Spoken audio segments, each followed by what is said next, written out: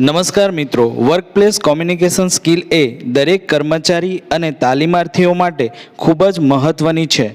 મિત્રો, વર્કપ્લેસ પર પોતાના વિચારો અન્ય સહકર્મચારી સમક્ષ અસરકારક રીતે રજૂ કરવા માટે વર્કપ્લેસ કોમ્યુનિકેશન સ્કિલને સમજવી ખૂબ જ મહત્ત્વની છે.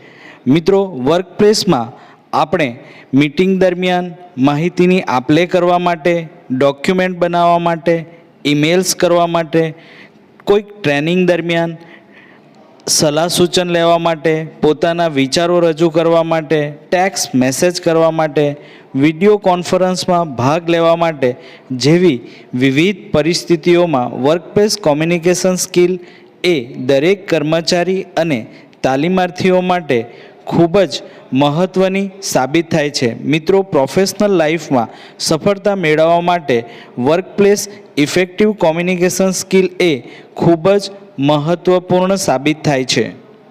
મિત્રો, વર્કપ્લેસ ઇફેક્ટિવ કોમ્યુનિકેશન સ્કિલને સમજવા માટે 7C ઓફ ઇફેક્ટિવ કોમ્યુનિકેશનને જાણીશું, જેના ઉપયોગથી તમે કાર્યસ્થળ પર અસરકારક રીતે તમારા વિચારો સરળતાથી રજૂ કરી શકશો. ચાલો મિત્રો, આપણે વર્કપ્લેસ ઇફેક્ટિવ કોમ્યુનિકેશન સ્કિલના 7Cને સમજીએ. મિત્રો, હંમેશા કાર્યસ્થળ પર કોઈપણ વિષય વિશે સાથી કર્મચારીઓ સાથે વાતચીત કરવાની બને ત્યારે હંમેશા એ વાત ધ્યાનમાં રાખવી કે જે વિષય ઉપર આપણે માહિતી આપવાના છે તે વિષયની સંપૂર્ણ માહિતી આપણે આપી રહ્યા છે કે કેમ.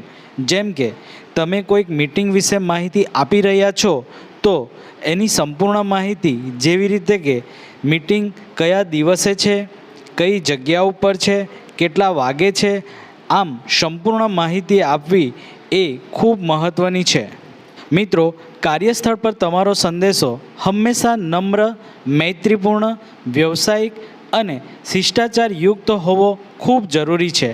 કાર્યસ્થળ પર દરેક કર્મચારીનું માન મર્યાદા જાળવવી એ ખૂબ જ મહત્ત્વની છે. મિત્રો, દરેક વ્યક્તિને પોતાનું સ્વમાન ખૂબ વહાલું હોય છે, એટલે હંમેશા જ્યારે પણ વાતચીત કરવાનો મોકો મળે તો સામેના વ્યક્તિના માન મર્યાદા જાળવીને આપણે આપણી વાતને રજૂ કરવી. કાર્યસ્થળ પર જે ભાષામાં તમારે કોમ્યુનિકેશન કરવાનું હોય તે ભાષાનું યોગ્ય નોલેજ હોવું ખૂબ જરૂરી છે. જેમ કે યોગ્ય શબ્દની પસંદગી યોગ્ય વિષયને અનુરૂપ હોવી ખૂબ જરૂરી છે. મિત્રો, કાર્યસ્થળ પર જ્યારે પણ તમે માહિતી શેર કરો છો અથવા વાતચીત કરો છો તે સમયે તમારે એ વાતની ધ્યાન રાખવી ખૂબ જરૂરી છે કે તમે જે માહિતી શેર કરો છો શું એ માહિતી સાચી છે. જેમ કે તેની વ્યાકરણની ભૂલો, જોડણીની ભૂલો, આવી ભૂલોથી મુક્ત છે કે કેમ. યોગ્ય રીતે સાચી વાત રજૂ કરવાથી કાર્યસ્થળ ઉપર કાર્યની અસરકારકતા વધી જશે અને પ્રોડક્ટિવિટીમાં વધારો થશે. મિત્રો, ઘણીવાર એવું બને છે કે કોઈક મુદ્દાઓ પર વર્કપ્લેસ કોમ્યુનિકેશન થતું હોય ત્યારે એ મુદ્દાને સુસંગત જ વાતના મુદ્દાઓ હોવા જોઈએ. ઘણીવાર એવું બને છે કે વાતચીત દિશાવિહીન થઈ જાય છે. ઓરિજિનલ જે મુદ્દા ઉપર વાત કરવાની હોય છે એ મુદ્દો સાઈડ ઉપર રહી જતો હોય છે અને બીજા મુદ્દાઓ પર વાત ડાયવર્ટ થઈ જતી હોય છે. તો હંમેશા જે વિષય ઉપર તમે વાત કરો છો એ વિષયને સુસંગત વિષય ઉપર જ વાતચીતના મુદ્દાઓને આગળ વધારવા જોઈએ, ના કે અન્ય મુદ્દાઓ પર જઈને સમય અને શક્તિનો વ્યય કરવો જોઈએ. એટલા માટે જ મિત્રો, હંમેશા સુસંગત મુદ્દાઓ સાથે વાતચીત આગળ વધારી તમારી વાતચીતને તમે અસરકારક બનાવી શકો છો.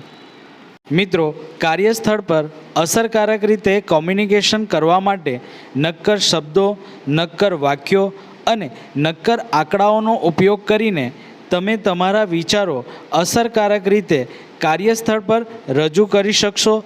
આ ઉપરાંત તમે તમારા સાથી કર્મચારીઓ સાથે અથવા કોઈ મીટિંગમાં, તમારા પ્રોજેક્ટ રિપોર્ટમાં અસરકારક રીતે કાર્યસ્થળ પર કોમ્યુનિકેશન કરી શકશો.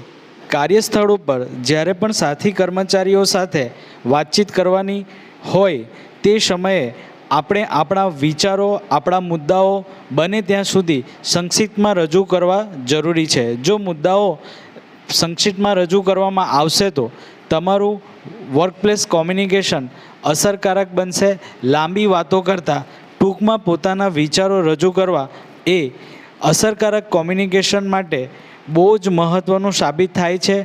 કાર્યસ્થળ પર અસરકારક રીતે કોમ્યુનિકેશન કરવા માટે સ્પષ્ટ મેસેજ આપવો ખૂબ જ જરૂરી છે. જો સ્પષ્ટ મેસેજ આપવામાં આવે તો સાથી કર્મચારીઓને આ મેસેજને સમજવા માટે સરળતા રહેશે, જેનાથી સમય શક્તિની તો બચત થશે જ, પરંતુ પ્રોડક્ટિવિટીમાં પણ વધારો થશે. મિત્રો, કાર્યસ્થળ પર અસરકારક રીતે કોમ્યુનિકેશન કરવા માટે 7Cનો ઉપયોગ એ ખૂબ જ મહત્ત્વપૂર્ણ સાબિત થઈ શકે છે. વર્કપ્લેસ ઉપર 7Cનો ઉપયોગ કરવાથી તમે સફળતાને પ્રાપ્ત કરી શકશો. આ ઉપરાંત પોતાના અંગત જીવનમાં પણ 7Cનો ઉપયોગ કરીને તમે સફળતાના શિખરો સર કરી શકો છો. Thank you for watching this video. Be creative, be innovative, be positive, be proactive. Please like, share and subscribe this YouTube channel.